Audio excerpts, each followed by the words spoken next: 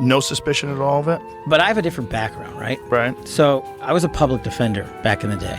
I used to spend a lot of time in jails and a lot of time in segregated housing units, SHUs as we call them, right? And so... Oh, you didn't think so, huh? You didn't think so, huh? Nah, Joe, you don't get it. I, unlike 99% of Americans, even though I was a conspiracy theorist, which puts me in the 100% of Americans who believe Jeffrey Epstein didn't kill himself, unlike the 99% of normal Americans who also still believe that but aren't conspiracy theorists, I was the one guy who, out of all the conspiracy theories I do believe, because remember, this is a QAnon guy, chat. I'm the one swagged out QAnon boy who just simply, on the Jeffrey Epstein stuff, had this unique position. And I've known people that have committed suicide in these cells. And I know how you get in, how you get out, who works the system. And so the way, based on public information at the time, that he ended up put the pictures and him hanging himself, I was like, man, that guy killed himself. There's just no way that you could have run an op and had people go into that cell and not have any video of it and not have any people come out and say, hey, yeah, I saw that guy, he shouldn't have been there, the guard or this guy. There's just no access points into places like this in the detention center he was in, which I've been in. So why were both the cameras busted during the duration? Both guards allegedly asleep. Cameras mysteriously were not working. It's crazy that Jeffrey just killed himself right in that perfect moment, dude. What I was told, what I'd read, was that the guards were not paying attention or were sleeping. Well, right? And in short order, you'll see it. Is that correct? Well, it's hard to surmise that from a video, right? Right. Where they and look, do guards doze off on the night shift? Yeah. But no one can get in to the cell. And if they had gotten in to the cell, you would see it. But we were told that the cameras were down. Well, I don't know who said that. Oh, so the cameras are not down. Oh, so for this entire time, everybody was lying, I guess. That was in the news. We're giving you all the footage. Dude, even Joe, Kash Patel is, like I said earlier, because of the way Kash Patel presents himself in the most suspicious manner possible, him trying to defend this position makes it extra funny. Like, he's not one of these smooth operators who can just remain seemingly calm under pressure. When he's not under pressure, he looks like he's under pressure. He's like, yeah, the cameras, maybe they were off. I don't know. Well, I don't know who said that. But that was in the news. We're giving you all the footage we have. Oh, all the footage we have, except for the CCTV footage that was erased by technical errors. Surveillance video from disgraced financier Jeffrey Epstein's first suspected suicide attempt was destroyed by accident. This was the attempt. And the second time, the cameras were down. The requested video no longer exists on the backup system and has not since at least August 2019 as a result of technical errors. FBI studies 2 broken cameras outside of cell where Epstein died. 2 cameras that malfunctioned outside the jail cell where financier Jeffrey Epstein died as he awaited trial on sex trafficking charges have been sent to the FBI crime lab for investigation. Epstein's lawyers told the U.S. District Judge Richard Berman on Manhattan on Tuesday that they had doubts about the New York City chief medical examiner's conclusion that the client killed himself. Wow. So not only the first attempt, there was no CCTV jail footage because it was just erased because of technical errors, including the backup. Also, just a sequence of technical errors every time this guy was trying to kill himself. Who knows how? Guys, you don't understand. The sequence of technical errors are unimaginable, okay? It's just so unfortunate that every time this dude was either trying to kill himself or successfully killed himself, apparently, you're ignoring the far more likely explanation: lazy-ass guards not wanting to do their jobs, as in going by every 15 minutes, against policy they worked double shifts and wanted to sleep. No, you're misunderstanding me. The guards could very easily be in on it, or they could have very easily been sleeping. That's not my argument. I'm not talking about the fucking guards. I'm talking about the fact that while the guards were sleeping, which is, likely, right? That's fine. But in any case, it's not that the questionable part about this is not that the fucking guards are sleeping, is that the cameras In both circumstances, the cameras fell asleep. How did the cameras fall asleep? In both of these circumstances, Jeffrey Epstein autopsy shows bones and neck were broken. Such injuries can occur in a suicide by hanging, especially in older people like the financier who was 66. Yeah, guards are sleeping, cameras are sleeping. The bone injury to the neck is also more commonly in instances of strangulation rather than like suicide. So why wasn't that released like immediately? Why did this speculation escalate?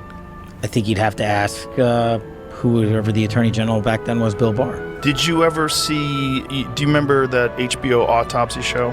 Dr. Michael Baden, he's a famous forensic I don't think I've seen scientist. So he's a pathologist, and he reviewed the case, and it was his determination that it was a homicide because of the way his neck was broken. And what he said was it was indicative of a ligature strangulation, and it was because of the positioning. God, I love when this fucking conspiracy nut is actually locked in on something, anything. I would bet the cameras failed way more often, but nobody cared when nothing happened. Epstein could know he had an opportunity to off himself because the guards weren't coming by. Wait, what? Dude, think about the incredible events. First of all, if he's trying to fucking off himself, how does he know that the cameras are off? How does he know that the guards are sleeping? He's in his fucking cell. Also, why? Why would a guy who is endlessly powerful and has an unimaginable amount of wealth and an unimaginable amount of power trying to kill himself twice? And the first circumstance is even more mysterious, considering that there was a former insane cop. He was on suicide watch. If the guards aren't coming by every 15 minutes, they aren't doing their job. He wasn't on suicide. He wasn't on suicide. He wasn't actually on real suicide watch, by the way. I think the first instance wasn't even suicide either. He seemingly had a very interesting bunkmate. The first time he quote unquote committed suicide, his gigantic bunkmate, Officer Tartaglione, the fucking psychotic roid head who had been in prison for assassinating 5 drug dealers after a drug deal that he participated in went wrong. And then he literally buried the bodies in such a shallow grave that their arms were sticking out. So not exactly the smartest guy in the bunch either, but he was a fucking juice lord. I guess Jeffrey Epstein wanted to kill himself because he didn't want to be around this guy anymore. He was like, man, this guy's a real yapper. I'm gonna kill myself. I do not entertain even a little bit. If you want to call this my one conspiracy theory, you can. I don't even think this is a conspiracy theory. I do not even remotely entertain the possibility that a CIA and Mossad asset who had previously gotten a sweetheart plea bargain deal that no one has ever gotten in the history of child sex trafficking was this time apprehended and was like, oh no, my days are over. I'm going to kill myself. The very fact that he had all of that compromising information that mysteriously we will never find out, all the CDs, because his entire, every single property that he owned was filled to the gills with cameras, running at all times. And all of the CDs that they recovered, all the tapes that they recovered with mysterious names written on them, none of them we will ever find out about. A guy that has that much information up here is unimaginably valuable. Why do you care so much about this case? I don't get it. What do you mean? It's one of the most interesting. It's like saying, why do you care so much about 9/11? Why do you care so much about the JFK assassination? It's one of those things that's like a broad daylight, clear as day, sex trafficking and blackmail operation that involved some of the wealthiest and most powerful individuals on the planet, dude. What are you talking about? Why do I care? A dude that was most likely, very likely, a federal agent, a agent of both the CIA and most likely Mossad, that engaged in a blackmailing operation and was linked with motherfucking the Clintons, who would go to his New Mexico ranch with regular frequency. You think that that's not interesting? A prince was involved in this. Prince Andrew. It's truly one of the most interesting cases of our generation. Look, I think the story is spicy, but it's not something that I see as a thing. What? I'm interested in who was involved. Oh man, shut the f up. What is this? Do we got people tuning in from Langley? What the f going on right now? Dude, just stop talking about this. Why do you care about this? It's like such an irrelevant story, actually. I don't care about like Jeffrey Epstein and whether he killed himself or not. Just stop looking into that, please. He was 100% a Mossad asset and probably a CIA asset too. I fully believe one or both got the tapes. Like I said, dying mysterious at home. I'm 100% there, but he was murdered. But I've seen zero evidence that the guards did it or someone got into MCC undetected. Well, considering that the first instance was already suspicious enough with another a person that was in prison, it doesn't have to be like a hitman that snuck into the federal prison.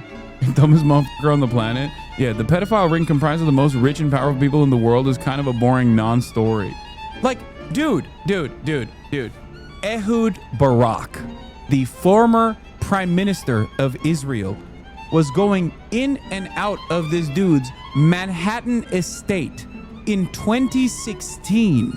Are you fucking joking? What the f are you saying? Elon Musk's brother Kimball Musk, also in his New York Manhattan estate on numerous occasions. There is no way that a guy like that is killing himself in prison, dude. The Diddy shit is interesting, but if you find the Diddy shit to be interesting, then you have to literally be laser focused on this. This is Diddy shit at a way higher level. Epstein's autopsy points to homicide. Pathologist hired by brother claims. New York City medical examiner strongly disputed the claim that the evidence from the autopsy suggested strangulation.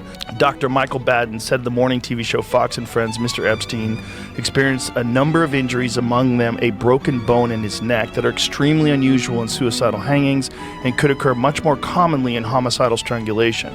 I think the evidence points to homicide rather than suicide, said Dr. Baden, who observed the autopsy done by city officials. Dr. Baden, a former New York City medical examiner and a Fox News contributor, said, I have not seen in 50 years where that occurred in suicidal hanging case. Under normal circumstances, I would think that the FBI deputy director that's going on the #1 conspiracy podcast would probably be a little bit more equipped about all of the lines of questioning that he's going to receive about Jeffrey Epstein. But this administration is different, so I do believe that Kash Patel might be so stupid as to not knowing what all of the lines of inquiry will look like and not looking into it. Every other administration, I'd be like, no, of course he's lying. Like, obviously he knew about this. Obviously knew about this, and he's just lying. And he's like, oh, I didn't know this information existed. But then again, I also feel like Kash Patel is like... If he's a QAnon guy, like, did he not talk about Jeffrey Epstein at all? Like, I don't think there's no way that he has not talked about Jeffrey Epstein. Suicide. Sorry, he's not the deputy director. That's Dan Bongino. He is the director of the FBI. Dan Bongino is the deputy director of the FBI. Kash Patel, another media guy and a famous author of numerous children's books. That Kash Patel is the director of the FBI. Dr. Sampson also dismissed Dr. Baden's contention that the circumstances around Mr. Epstein's death suggested other people may have been involved. She said her office had done a complete investigation, taking into consideration information gathered by law enforcement in making the determination. So this is a perfect example of going back to my public defender and prosecutor days. Mm-hmm. This is what we call a war of experts. You can always find someone to come in and say the opposite. Right. And I used to do it all the time. I mean, I represented some of the worst humans that you can possibly imagine on Earth. Literally. The guys that were trafficking children from Mexico into America. Okay, dude, what the don't... That's weird, man. You're a weird guy. Why would you say that? Like, I get it. You were a public defender, but goddamn, like, that's an odd flex as the current director of the FBI that is mysteriously talking a very weird game about the Jeffrey Epstein situation. Kash Patel's so stupid, he's about to tell Joe Rogan that, you know, Joe, we run, like, I own the most child pornography, Joe. Like, I just want to let you know. As the FBI director, I am now in charge of the largest trove of CSAM, which is true, by the way. That is literally true. The FBI